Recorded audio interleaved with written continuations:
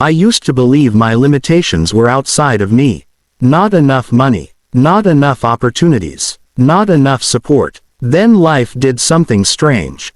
It removed every excuse one by one, and still I remained stuck.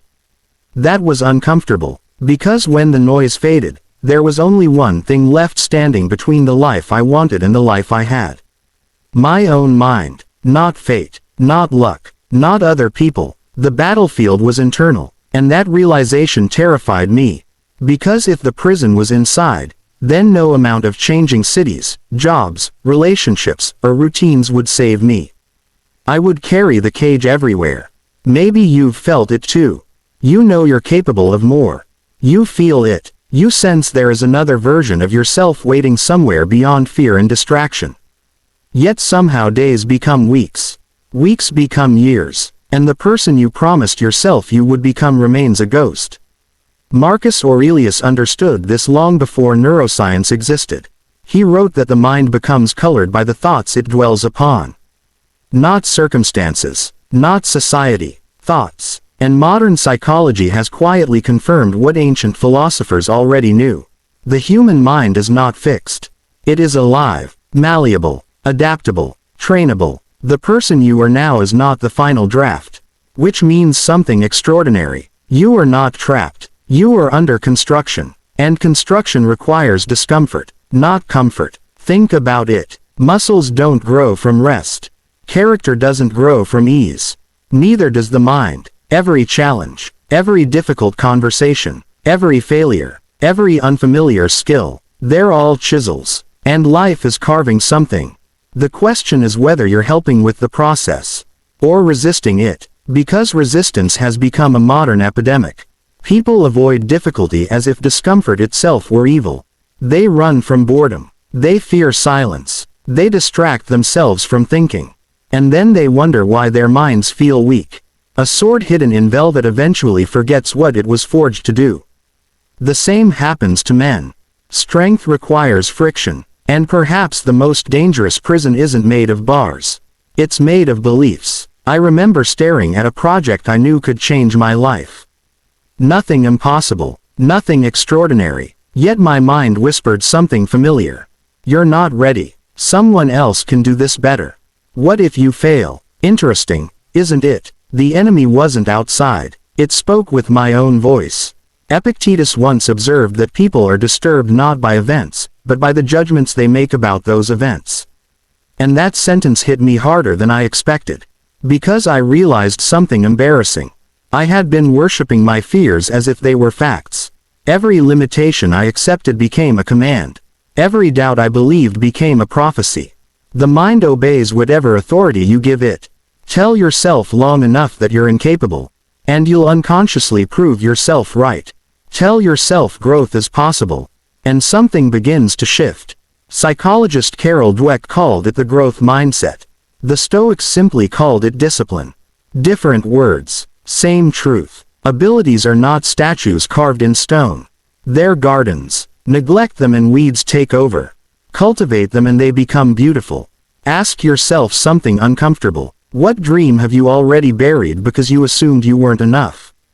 What opportunity did you reject before life even had the chance to reject you?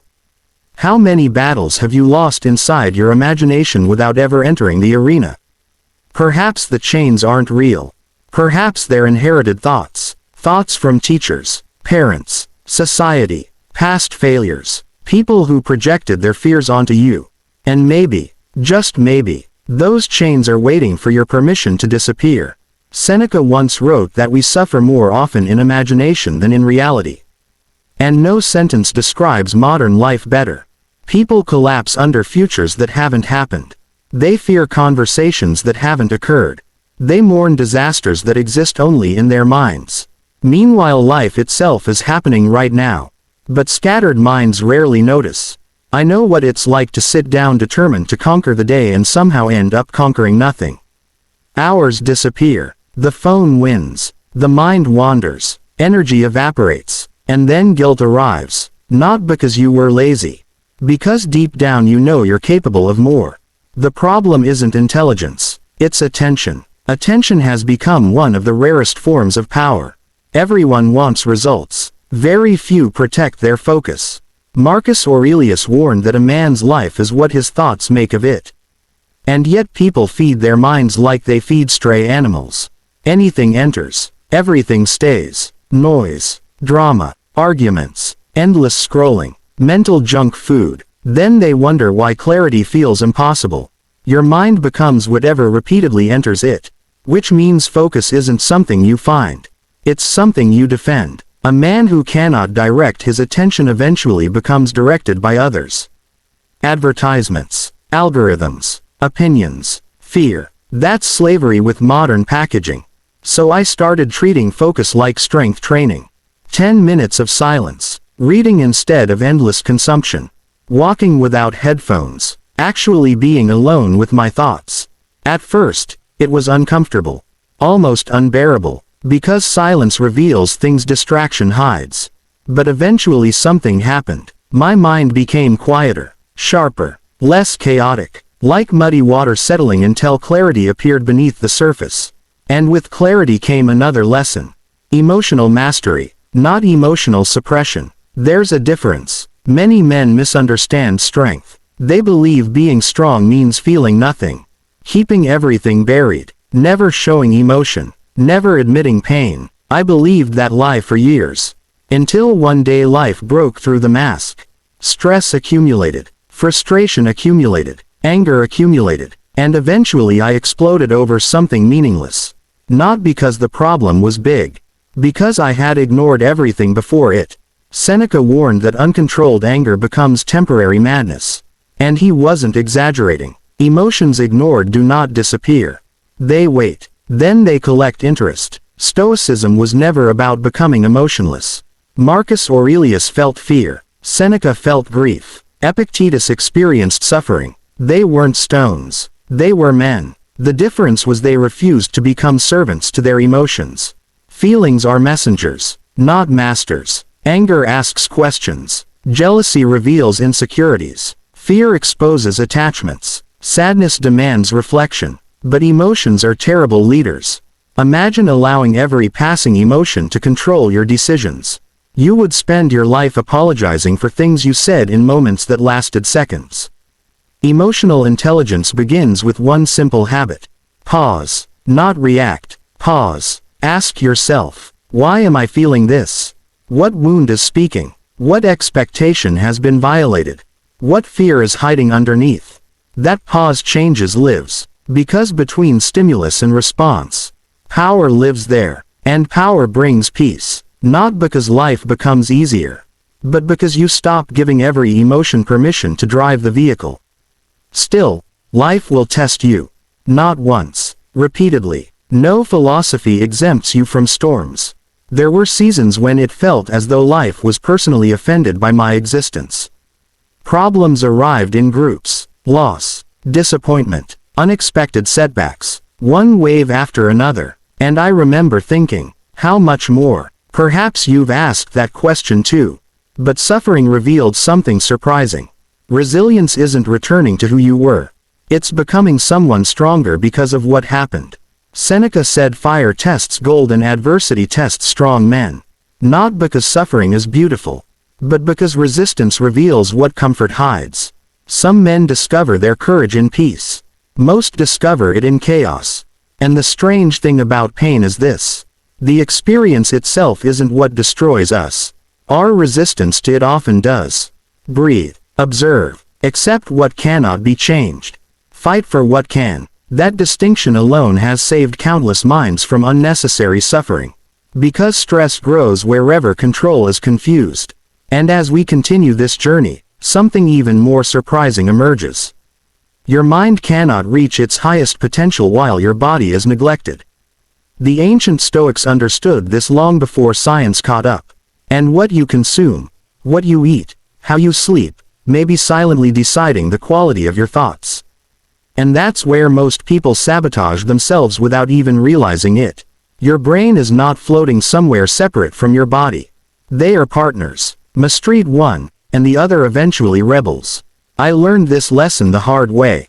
There was a period when I treated sleep like an inconvenience. Coffee became breakfast. Fast food became fuel. Rest became something I promised myself I would catch up on someday. And for a while, I thought I was winning. Until I wasn't. My focus deteriorated. My patience disappeared. Creativity abandoned me. Even simple decisions felt heavy. I wasn't lazy. I wasn't broken. I was exhausted. It's fascinating how many people are trying to solve spiritual problems with motivation when their bodies are begging for recovery. Marcus Aurelius practiced self-mastery in everything. Not only thoughts, habits, consumption, discipline. He understood something many people overlook. The mind and body are roommates. If one suffers, the other cannot fully flourish. Modern science simply confirmed what ancient wisdom already whispered. Sleep restores memory. Nutrition influences mood. Exercise sharpens cognition. And yet people chase peak performance while neglecting the foundation that creates it. Imagine putting dirty fuel into a race car and expecting greatness. Ridiculous. Yet millions do exactly that with themselves. Small changes matter, not perfection. Drink more water. Protect your sleep. Move your body. Feed yourself like someone whose future matters. Because it does. And once your body begins serving your mind instead of fighting against it, another power begins to awaken. The power of imagination. Most people use imagination against themselves. Think about that. They visualize humiliation, failure, rejection, embarrassment, disaster, and then they wonder why anxiety follows them everywhere. The mind rehearses whatever it repeats. Years ago, after experiencing several failures in a row, I began expecting disappointment. Not consciously, subconsciously. Failure became familiar. Hope became dangerous. Then I discovered something strange. Athletes did it. Military leaders did it. Great performers did it. Even the Stoics practiced a version of it. Visualization, not fantasy. Preparation. Marcus Aurelius often mentally rehearsed adversity before it arrived. Not because he enjoyed suffering. Because preparation removes panic. When your mind has already visited difficult situations, you stop acting surprised when life behaves like life. But I also discovered another side. Success can be rehearsed too. I began seeing myself walking into difficult conversations calmly. Finishing projects, overcoming fear, handling setbacks with dignity. Not because I was trying to fool myself. Because confidence is built through repetition. And words matter, far more than most people realize. Because eventually, your inner voice becomes your identity. Listen to some people long enough and you'll hear the same phrases repeated endlessly. I'm unlucky. I'm not smart enough. I always mess things up. Nothing ever works for me. Those aren't observations. They're prayers. Negative prayers. Repeated until the mind accepts them as law. So I changed mine. Not with empty positivity, but with reminders rooted in truth. I can learn. I can adapt. I can endure. I have survived difficult seasons before. I will survive this one too. Simple words, yet powerful. Because identity follows repetition, and repetition shapes destiny. Seneca once wrote that life becomes what our thoughts make of it. Think carefully about that, because if your mind hears defeat every day, eventually your spirit will obey. But something else happens when you begin training your thoughts. Creativity returns. And creativity isn't reserved for artists. Creativity belongs to problem solvers, leaders, entrepreneurs, fathers, thinkers, every human being. Yet modern life suffocates creativity. Not because people lack ideas. Because they're drowning in stimulation. Constant noise, constant notifications, constant distractions. When was the last time you sat quietly without reaching for something? No music, no videos, no scrolling, just silence. Most people avoid silence because silence introduces them to themselves. But silence is where creativity breathes. I remember going through a season where everything I created felt stale. Nothing inspired me, nothing excited me. The harder I forced solutions, the more frustrated I became. Then I changed something simple. I started taking long walks. No phone, no podcasts, no noise, just me. At first, boredom appeared. Then thoughts appeared. Then ideas appeared. And eventually, answers appeared. It's almost funny. The solutions we desperately chase often find us when we stop chasing them. Marcus Aurelius understood the power of perspective. He knew that reality changes according to the lens through which we view it. Obstacles stopped being enemies. They became invitations. Problems became opportunities. Failures became teachers. And suddenly creativity returned. Because innovation rarely comes from panic. It comes from space. Ask yourself something. Have you become addicted to noise? Can you sit alone without reaching for distraction? Can you hear your own thoughts?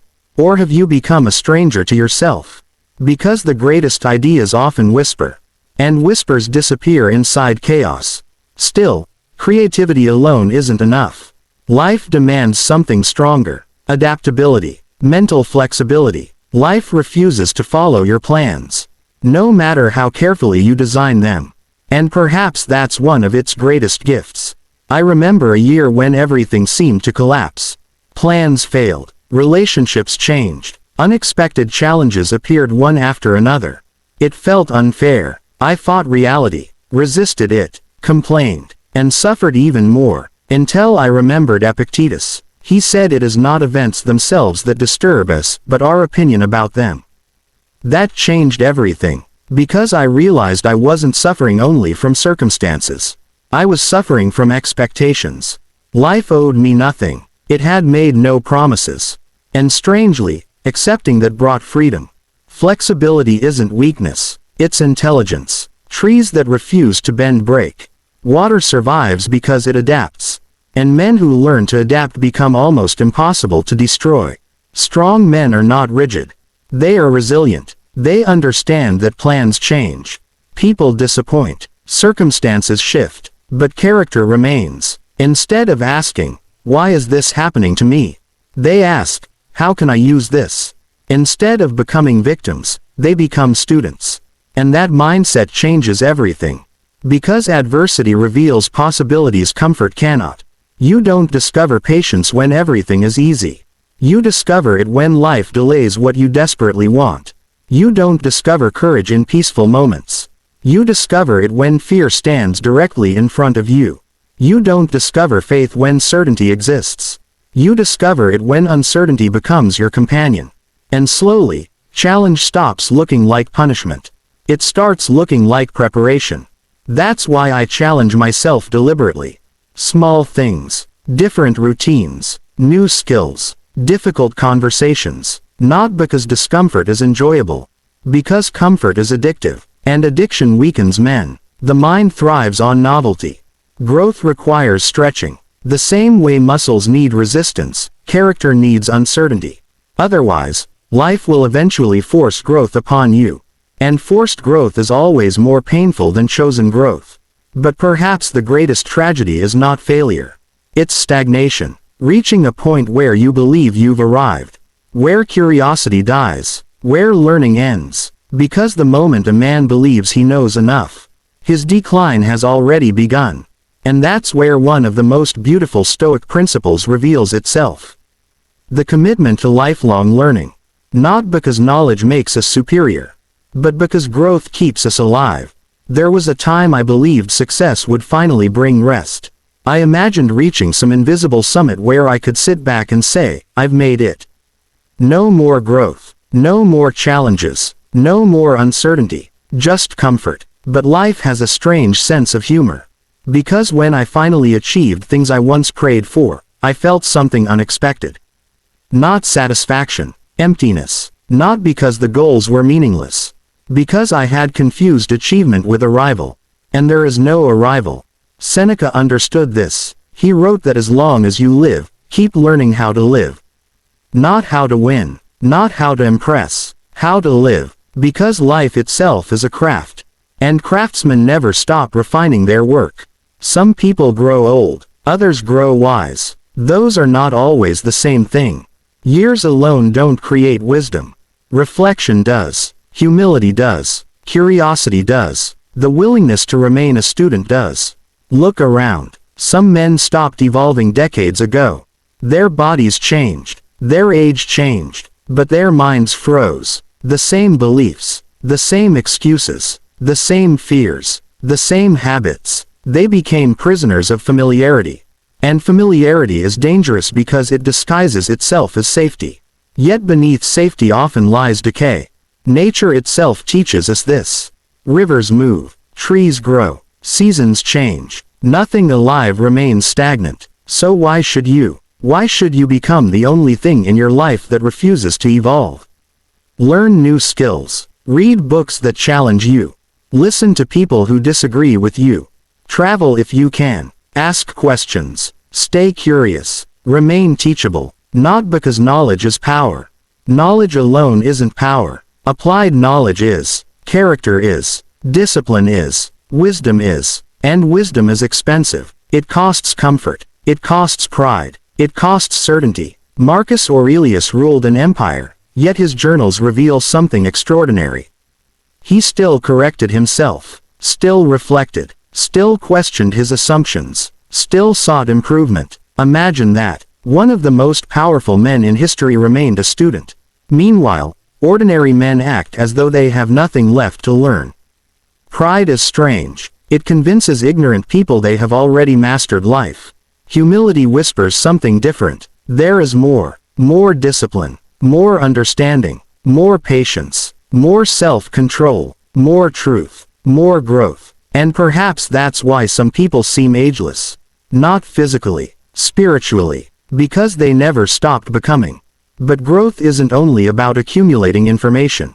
It's about pursuing excellence. Not perfection. Excellence. There's a difference. Perfection creates anxiety. Excellence creates purpose. Perfection says, never fail.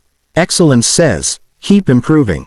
Perfection fears mistakes. Excellence learns from them. Perfection seeks applause. Excellence seeks mastery. And mastery is a lifelong relationship. Not a destination. Not a trophy. Not a title. A relationship. A conversation between who you are and who you're becoming. Which brings me to something many men secretly wrestle with. Comparison. Comparison destroys more dreams than failure ever will. Because no matter how much you accomplish, there will always be someone richer, smarter, stronger, more talented, more attractive, more successful. If your peace depends on being above others, you'll never know peace. Marcus Aurelius understood this. He measured himself against virtue. Not popularity. Not applause. Not other men. Because external comparisons create endless suffering. Internal standards create freedom. Become better than yesterday. Not better than everyone. That race never ends. And no one wins. Besides, you don't know the private wars other people fight. The man you envy may envy your peace. The woman you admire may secretly crave your freedom. Social media has created generations of spectators. Watching, comparing, consuming, while forgetting to live. And life isn't meant to be watched. It's meant to be experienced. Fully, deeply, courageously. Which is why you must protect your attention. Protect your mind. Protect your standards. Protect your peace. Not everyone deserves access to your energy. Not every argument deserves your participation. Not every opinion deserves your emotional response. The Stoics knew this. Power isn't reacting to everything. Power is choosing what deserves a reaction. A lion doesn't turn every time a dog barks. And a man with purpose cannot afford to become distracted by every criticism, every insult, every piece of nonsense thrown in his direction. Because time is finite, and perhaps that's the most sobering truth of all. You are spending your life. Not saving it, spending it, every hour, every day, every year. The question is not whether time is passing. The question is what it's buying. Regret, distraction, comfort, or growth. Seneca wrote that life is long enough if we know how to use it. Long enough to become wise. Long enough to become disciplined. Long enough to become dangerous in the most beautiful sense of the word. Dangerous to mediocrity. Dangerous to excuses. Dangerous to fear. Dangerous to the version of yourself that keeps settling. Because the greatest enemy most people face isn't failure. It's gradual surrender. A little compromise. A little procrastination. A little comfort. A little distraction. Until years disappear. And one day they wake up wondering where life went. But not you. Not if you're listening carefully. Not if you're willing to train your mind. Not if you're willing to suffer intelligently. Not if you're willing to embrace discomfort instead of running from it. Because somewhere inside you, hidden beneath fear and old conditioning, there is another man waiting. Calmer, stronger, more disciplined, more focused, more resilient, less concerned with proving, more committed to becoming. He isn't created overnight. He is revealed, piece by piece, choice by choice, thought by thought, day by day. The obstacle becomes the teacher. The struggle becomes the forge. The setbacks become the training ground. And eventually you realize something beautiful. You were never lacking potential. You were lacking permission. Permission to grow. Permission to begin. Permission to fail. Permission to become. Marcus Aurelius once reminded himself that the impediment to action advances action. What stands in the way becomes the way. Not around it. Not above it. Through it. Always through it. So perhaps the question isn't whether your mind can become limitless. Maybe that's the wrong question. Maybe the better question is this. What would happen if you stopped negotiating with your excuses? What would happen if you treated your mind like sacred territory? What would happen if you stopped waiting for motivation and started building discipline? What would happen if you decided that fear no longer gets the final vote? Because a strange thing happens when a man finally governs himself. The world stops feeling like a prison, and starts feeling like a playground. Not because problems disappear, but because he no longer disappears when problems arrive. He becomes steady, present, unshakable, and in a world addicted to chaos. That kind of man becomes rare. If something in this journey stirred a thought you've been avoiding, leave it in the comments. Sometimes a single sentence from a stranger reveals that none of us are fighting alone. And if you're committed to becoming the kind of man who governs himself before trying to govern anything else, stay close to sovereign mindset. There are deeper battles ahead. Battles involving discipline, detachment, human nature, power, self-respect, and the silent strength that history has always rewarded. Until then, protect your mind, guard your peace, master yourself. Because empires rise and fall. Fortunes come and go. People enter and leave. But the greatest kingdom you will ever rule is the one behind your eyes. And that's a kingdom worth fighting for.